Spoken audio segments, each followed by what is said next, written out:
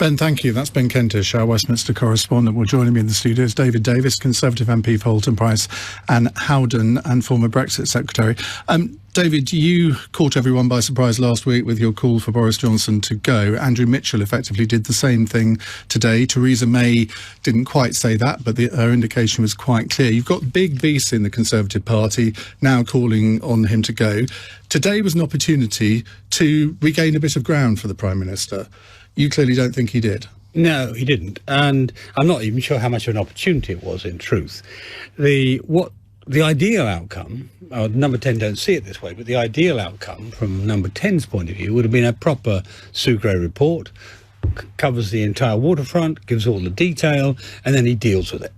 And either that leads to a vote of confidence and we get a resolution, and he might win that, or he survives it without that. That would have been the right outcome. You may remember when I made my intervention a week and a half ago, I guess, nearly 2 weeks ago now, I said afterwards, what I fear is a death of 1,000 cuts. This is what we're seeing now. This is precisely what's going on. And your correspondent was saying, well, some people may put their, I bet you, some will put their letters in, but not many. Every time the press talk about, a flood of letters, it's not 30 or 40, it's 3 or 4, and it goes on. You haven't put one in, have you? No, not Why? Yet. I mean, given that you called on him to go, I don't understand why you wouldn't want it over quickly. I want him to resign, is what I want him to do. I don't want. We will end up, I suspect, if we don't get a resolution soon, I may well put a letter in. I haven't decided yet. I've never, just in my entire life, either voted against a leader or put a letter in against a leader, even though 2 of them gave me a very good reason, because I feel a residual duty of loyalty. But my view is, if he resigned, he would do the best thing for the country.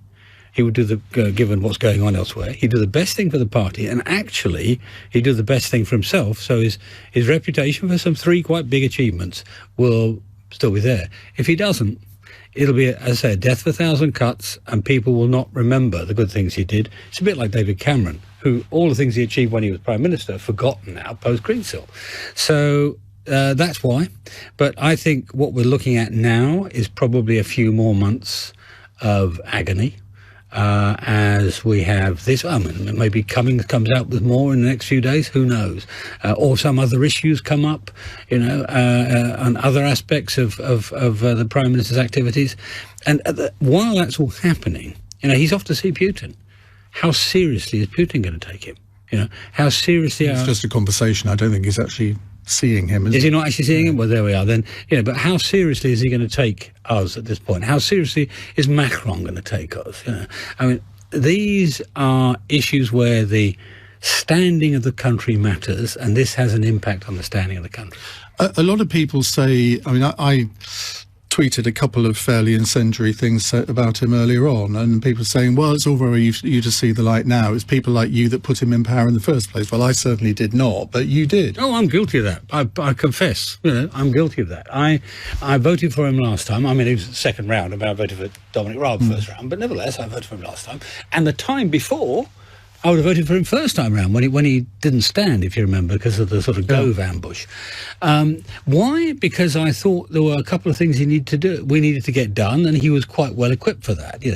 Delivery of Brexit, nobody foresaw COVID, so you couldn't know that, and delivering a general election. He did those very well, but I was never under any illusions that he would be the best Prime Minister for the ordinary business.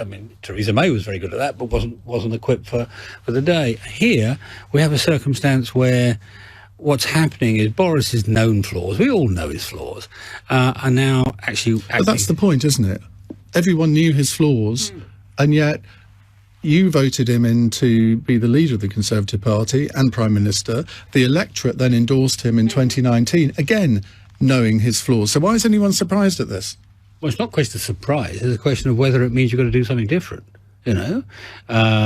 If you come across different circumstances, you change your strategy. As the old adage, the definition of insanity is doing the same thing over and over again and expecting a different result. And understand, I like Boris. You know, I mean, he's good social company and so on. I don't want him to suffer unnecessary pain, but the country comes first. The party comes first as well. Sheila Fogarty was saying earlier that if there had been a chief executive of a multinational company who was facing 12 police allegations, I mean, admittedly they're not all about him, but some of them are, particularly one with the party in his flat after Dominic Cummings' sacking, that person would have to resign. Do you think that's a reasonable argument to make? I think that's a very reasonable argument. I mean, truth be told, what we're seeing today is not a surprise. There's no aspect of Sue Gray's report which is a surprise, which is why I made my decision 10 days ago, whenever it was. And that's why I said resign. Not wait to be thrown out, not have a confidence vote, resign. Because it's the right thing to do. I mean, there have been times in my career when I resigned, not normally because I think I'd done the wrong thing, but because I thought the only way to get the proper outcome was to resign. And it's the same is true here. The only way to get the proper outcome is that. And you see no way back for him, because I said last week that when a politician or a government loses the public's confidence and trust, it's almost impossible to win it back. You served under John Major. You remember those years. Decent man, but actually not able to win back the trust of the public. Yeah, very good man. And actually the public liked him. They just didn't think he could deliver as a Prime Minister. And that's dead right. Him, Ian Duncan Smith, and every single leader, including William Hague and Michael Howard, once they went negative on that trust rating, never came positive again. And that's really quite serious for running the country. You have to recognise that. And that's where Boris is. Listen, I wrote to Boris, when was it? I texted him about 5th or 10th of December, something like that, before the North Shropshire by-election we lost. And I said, you're going to have a horrible month. We're going to lose the by-election. Various other things are going to happen. Cummings is going to keep releasing things. But the one advantage you have is a fire break at Christmas. So use the fire break. Get everything out that has to be got out there. Put it in the public domain. Do a proper apology. Do a reform of number 10. If need be, a reshuffle. Do all the things you need to do and get it done, as it were, at the beginning of the new year. He didn't respond. So I said the same thing in the Daily Telegraph about a few weeks into the new year. Again, no response. In my view, this could have been managed. It could have been recovered.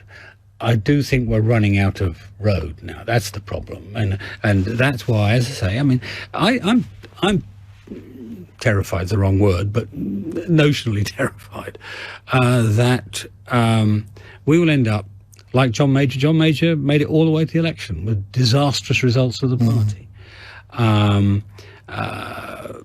Ian Duncan Smith, people tried to remove him. It took a year for them to remove him. Theresa May, the day I resigned from cabinet, really her regime was over, but it took 2 years for that to happen. What I don't want to see is the country paralysed for a year, the Tory party picking up all of the reputational damage in that year, not just the, by Tory party I mean all the cabinet ministers and people like that who are defending him at the moment, and the outcome being we have an unwinnable election for whoever takes over thereafter. That's the danger for me. That's what I mean by death of 1,000 cuts. Well, we will be talking to a government minister in just a moment who will no doubt say it's all going swimmingly. David Davis, thank you very much indeed. It's 7:20.